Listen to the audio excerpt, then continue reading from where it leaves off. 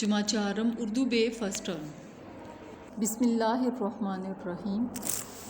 پیارے بچوں، ہم کر رہے ہیں اردو گرامر، جس میں کل ہم نے حرف اور لفظ کی تعریف پڑھی تھی۔ تو آج جو کام کا ہم کریں گے وہ ہے لفظ کی اقسام۔ لفظ کی دو اقسام ہیں، کلمہ اور محمل۔ کلمہ وہ لفظ ہے جس کے کچھ معنی ہوتے ہیں، یعنی بامعنی لفظ کو کلمہ کہتے ہیں۔ مثلاً چائے، پانی، کھانا، یعنی یہ وہ لفظ ہیں جن کو سن کے ہمیں ان کا معنی جو ہے وہ سمجھ آ رہا ہے کہ چائے پینے کی چیز ہوتی ہے، پانی پینے کی چیز ہوتی ہے، کھانا کھانے کی چیز ہوتی ہے، تو اس لیے اس کو کلمہ کہتے ہیں۔ دوسری قسم ہے محمل، وہ لفظ ہے جس کے کچھ معنی نہ ہوں، یعنی بے معنی لفظ کو محمل کہتے ہیں۔ مثلاً وائے، وانی، وانا، یعنی یہ اس کے متضاد ہے، الٹ ہے کہ وہ چائے تھی تو یہ وائے ہے، یعنی چائے پینے کی چیز، اور وائے سمجھ نہیں آ رہی کہ کیا چیز ہے۔ اسی طرح پانی کا وانی، کھانا کا وانا، ہم اکثر اپنی زبان میں اس قسم کے الفاظ جو ہیں وہ استعمال کرتے رہتے ہیں۔ اب دیکھتے ہیں اس کی کچھ اور مثالیں۔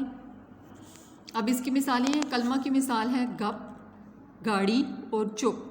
اب محمل میں اس کی مثال آئے گی گپ کے ساتھ شپ، گاڑی کے ساتھ واڑی اور چپ چاپ، یعنی گپ شپ، گاڑی واڑی، چپ چاپ۔